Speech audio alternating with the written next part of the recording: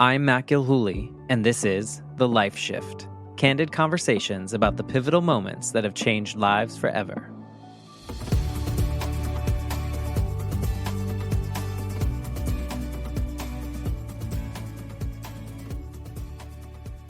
Hello, my friends. Welcome to day four of 30 days, 30 episodes for November 2024. So it is November 4th. It is a Monday. It's the day before Election Day. I'm not stressed at all. Nope, not at all. Actually, I am, but that's just part of being an American and hoping for the person that I chose to win. But that's not what today is about. Today is about choosing another topic and telling a little story and letting you know a little bit about me that maybe is not something that I talk regularly about in every episode. I think you know my essential story and why the Life Shift podcast exists, but maybe there are some other areas in which you can get to know me more in this 30 days of November. So in any case, today's topic is why share and why not become an island? And so what this really means is, why do I share everything so openly and I guess showing vulnerability or just my real self and not kind of hide behind things? So obviously, this comes from my own childhood experiences. And I guess it probably would start maybe when my parents got divorced and I lived in separate places and I had to kind of live two different lives, even as just a kid, because you have to adapt to one family and then the other family. And those things just kind of naturally form you. But the big event, obviously, when my mom died, everything changed in my life. And the people around me were doing the best that they knew how to do. My grandmother was caring for me in the way that she knew how. My dad was just assuming a brand new role of dual parenting for both my mom and my dad. And he was now going to be a full-time parent, in which he was taking care of me full-time, not the fact that he was my parent full-time. He was always my dad full-time. But now he was going to have to take care of me every day for the rest of my upbringing. And so he was doing the best he knew how. He was mid-30s. He was still kind of trying to figure it out. Plus, he was going through his own grief journey, losing someone that he used to be married to and loved.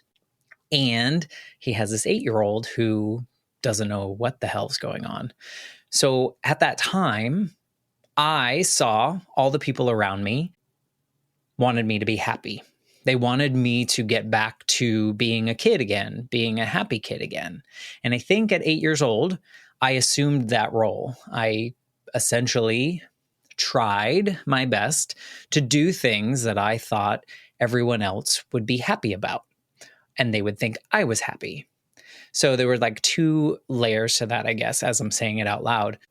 I had to pretend that everything was okay. Of course, I would have breakdowns. Of course, I would cry about things. But I think in general, I didn't really express those feelings or even take the time to dig into those feelings besides that surface level of sadness. At the same time, I guess, now this is from reflecting on this for so many years, but I look back on that time and I realize so many of the things that I changed in the way that I behaved in the world were out of fear of abandonment. And I've talked about this in a couple episodes with other people, but really I started to be great at school. So before I was fine, but I didn't care about good grades. And then I realized that if I get good grades, my dad will be happy and then he won't abandon me. Because if you think about it, my mom dying, I lived with my mom, I did everything with my mom. Her dying was abandonment for that tiny 8-year-old's brain. And so I think fear of my dad also leaving or other people that I loved leaving in my life forced me to behave, be good, not get in trouble. I got 3 detentions in first grade. That was before my mom died. And then after that, I was like on the honor roll and getting A's and just doing all the things to try to, I guess, impress the people around me. And that's kind of where I started taking on this checklist life. Talked about that, I think, on day 1 or 2, I think. And It's only day 4, Matt. Kind of get it together. But in any case, what I'm trying to say is that I started shutting things out and down around the time that my mom died. And I just kept kind of going through the motions of life without her, without grieving, without talking to an external party like a therapist or a counselor or any of those kind of things, until about 16 years old, when I had to write a paper for my English class. And I wrote this paper. It was a personal narrative that we had to write. And for some reason, I chose that I was going to write about the moment that my mom died. And I believe the paper opened with like, on this number day of this year, at this time, this is what happened. And maybe that was me first kind of identifying the moment, the life shift moment in my life where things changed. But this narrative paper, I remember writing it like in my bedroom, like sitting on my futon and writing this paper by hand and just going through without stopping. It was kind of like this stream of consciousness, if you will. I was playing the Mariah Carey Butterfly song, like from the Butterfly album. Don't know why, but it was on repeat over and over and over and over and over again. And I finished that paper. I skipped dinner because I was still writing and I didn't want to stop because it felt like something was coming out. It was cathartic in a way. And this was really the first time that I put to paper something in which my feelings were there, and then I was going to turn it into someone else so that they could see these feelings. So it was kind of like a cracking, a bloodletting, if you will, of kind of letting a little bit out. And maybe I needed to, maybe I was about to explode. But at that point, I started to kind of feel like I could share a little bit more, instead of reacting when people would do your mom jokes in high school. And I would always say, well, she's dead, as my retort in a way that make them feel bad because they just made, or they tried to make me feel bad. Instead of doing that, I would just let it go.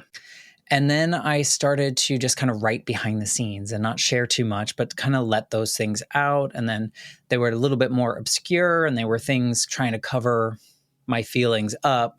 And then social media came about, and it gave us an opportunity to, some people be performative, some people be connective, and they're trying to connect with people.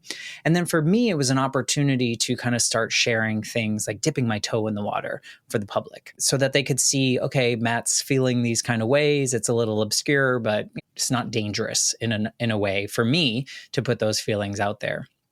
So gradually, I think this kind of just built momentum, and social media became this place in which, when I was having a rough time or when I was facing a battle that I normally grew up thinking I had to hide, I started sharing that publicly. And what happened was people would start to, comment, like, whatever, and they would be supportive. But behind the scenes, I would be getting emails or messages through direct message or whatever saying, hey, thank you for sharing that. I'm feeling the same way, and I don't feel as alone as I did before. Or so-and-so in my life is facing this. Would you be willing to talk to them? Whatever it may be. But I started feeling like this connective tissue in which, like, I wasn't alone in those feelings. They weren't necessarily wrong feelings or bad feelings, whether that was depression or some of the eating disorder things that I had that I was going through, or body dysmorphia, or whatever it is that I faced. I feel like it's a laundry list of things that pushing down grief has caused me to kind of experience in my life. And maybe I'm better because of it. And I kind of think I look back on those moments and feel like I've kind of overcome certain things and feel good about it, or still battle with things and feel okay admitting it, because I'm human and there are lots of things that we share with other people. But that being said, writing was always something that gave me a little bit of freedom to get things out of my head. I say this a lot to people, where things in my head seem much scarier than when I put them on paper or I say them out loud. And once they're out, they're out. And now people know. And I don't have to worry about it because they know, and if they're going to react in any particular way or think different of me because I said something about how I was feeling, then so be it. And that's okay. I kind of think that this podcast has been kind of the perfect, I don't know if it's an ending of that chapter, or maybe it's a sequel now, in which I am able to connect with full-on strangers from across the world and hold space for their often traumatic or really deeply personal stories, life shift, pivotal moments in which maybe they didn't share it a lot with other people. And now, me as a stranger, I have the, I guess, ability, the honor, the desire to share that space with them. And in turn, ask them questions that maybe other people have shied away from. My whole life, I feel like people kind of tiptoed around talking about my mom, talking about my mom's death, talking about my grandmother and her death, and all the things that happened in between and because of and in spite of, and all the things that go along with that. So now when I'm having a conversation with people on the Life Shift, I am trying to ask those questions that pop up, that I don't suppress, that are out of curiosity, that are out of curiosity to see if my experiences or my thoughts at the times when I was going through certain things were the same as what they were going through. In fact, there was one episode, probably more than one, but there's one that I can remember with Beth Booker. And I had this conversation with her, and we were talking about teenage years. Her father passed away when she was younger, and she grew up, kind of suppressing some of that grief. And in her teenage years, she did something that I did for a long time. And what I did was I convinced maybe myself that my mother was in witness protection and that she didn't really die. She had gone off and they had to protect her, and that someday she would come back and she would be part of my life again, but she had to go away and she was kind of in hiding, if you will. And when I was talking to Beth, she was like, I did the same thing.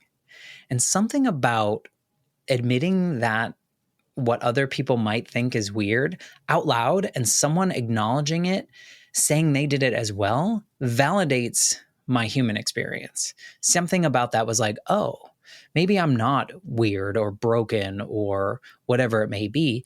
Maybe I'm just going through the motions of trying to find the space after something traumatic. And it was just really eye-opening to the value of sharing these stories. So all that to say, why share? Two reasons. Well, probably more than two. But my reasons, one, it's much scarier in my head. So get it out, let it happen, let other people know about it, and then move forward with that.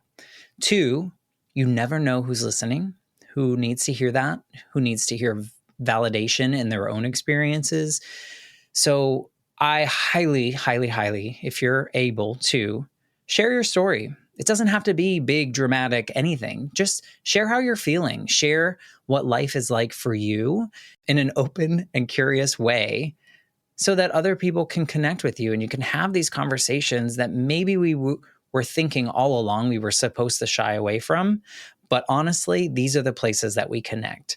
I connect most with people in the valleys of their stories and not their mountain peaks and their successes, because I find that my humanity shines the most when I am struggling because I'm trying to figure out how I can move through and move on. So please share your story. If you want to share it on the Life Shift podcast, I am happy to do that. I'm currently recording for episodes for 2025, but I think there's such power in storytelling and sharing, and I hope that you are someone that shares. And if you're not, I hope you're someone that considers sharing your story, not on my podcast, just in general with other people. Open yourself to it. Don't worry about how other people react to that particular story, because if they react in a way that does not align with you, then maybe it's better that you know. All right. So that's my message. I don't know why I have a moral to these stories, but I feel so much joy in sharing my story, even though it's hard to share a lot of those parts, because the more I can be out there sharing anything that's going on and how I'm feeling, hopefully someone out there feels a little less alone in that journey. So that is day 4. I didn't know what I was going to talk about before I jumped into this, and I don't know what I'm going to talk about tomorrow, but day 4 is complete. Thank you for coming on this journey with me. I hope you're learning a little bit more about me, and I will be back tomorrow on November 5th, which is election day. So get out and vote, and I will talk to you tomorrow.